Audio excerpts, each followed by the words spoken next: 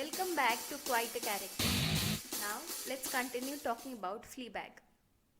Fleabag's godmother is a piece of work. Both Claire and Fleabag do not like her but have to tolerate her because she and their father are together. In the first season, Fleabag repeatedly steals her sculpture, something that is very dear to her, which in a way is similar to the godmother stealing their father from them. Do you know, I often thought it strange that of all my pieces you chose to take her. Why? She was based on your mother. It was difficult for Fleabag to see her father choosing to side with the godmother and moving on. He is not wrong for wanting to move on. He is surrounded by the insecurity of having to live alone. Even Claire seemed to have her life together. But Fleabag, on the other hand, wasn't able to move on. After all, she did bond with Claire, even more because of the hate they had for the godmother. But both individually dealing with their own demons, trying to support each other, which made life a bit less miserable for Fleabag. But only until she loses Claire too. As her father chooses to side with the godmother, Claire too chooses to believe her husband to save her marriage, despite knowing that Fleabag was the one telling the truth. Fleabag was being a good sister, trying to save Claire by not telling her what Martin had done. But when she realizes that Claire is about to reject her dream job for a person like Martin, she decides to tell her the truth. She understands that it is not fair to throw away everything for a person like Martin. But in the end, her relationship with Claire too is wrecked. Because, well, that is what happens with Fleabag. Intentionally or unintentionally, all her relationships get wrecked. But there is some hope for her after all. Told you it was funny. The Fleabag we see in the second season is quite different from what she was in the first season. Of course, she started doing And you've even... Do you want to have sex? No. but the change had begun in the first season itself after Start your interview again. My mother died and he can't talk about it. And my sister and I didn't speak for a year because she thinks I tried to sleep with her husband and because I spent most of my adult life using sex to deflect from the screaming void inside my empty heart. she knows what the problem is. And she realizes that this self-destructive coping mechanism isn't going to help her. She leaves behind her messy, self-loathing self and starts making better choices. Her relationships with people get real, which shows how she has matured as a person.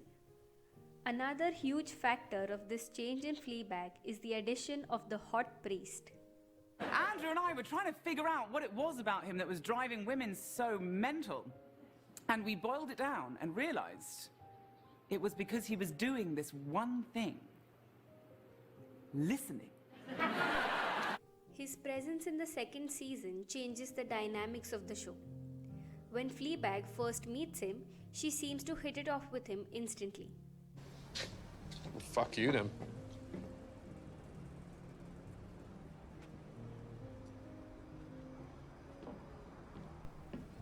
Both of them are quite similar actually. They've had their fair share of family troubles and have found different ways to cope with it. The priest chooses religion and faith as a way to cope, and we've already talked about Fleabag's coping mechanism. Earlier, we have never seen Fleabag getting interrupted by anyone while she's talking to us, until the priest comes along.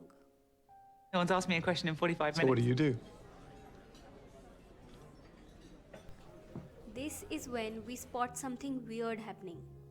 He catches her talking to us a few times. We'll last a week. What was that? What? Where did you just go? And eventually, it becomes difficult for her to talk to us in his presence. Like us, she finds it intruding initially, but eventually warms up to the idea of it. It allows her to get involved in the relationship, to connect with a real person. And now the same girl who earlier pushed people away falls in love. This is a love story. And this is because the priest understands her as a human. He helps her get in touch with herself for the first time in a long while. She's able to sit with her grief, let herself feel all those things she's been running away from, and therefore, while opening up to the priest, she says, I just think I want someone to tell me how to live my life, Father, because so far I think I've been getting it wrong. she's tired of being an adult. This is another part where most of us relate to the show. No matter what we do, we feel it's never enough, and we are constantly weighed down by the fact that we need to get our lives together. This is one of the reasons why I love Claire, but we'll get to that later. We all agree that Fleabag is a changed person in the second season. She's still the same funny, witty person, but a bit more responsible. Claire and she have a deeper bond now after both of them let go of their inhibitions. All in all, she seems to have let go of her past and forms new connections with everyone. Her father, the priest, the banker, Claire, everyone except her godmother and Martin. But that's fine, I guess. They are truly annoying characters. But this shows that she has really moved on and is ready to start a new life.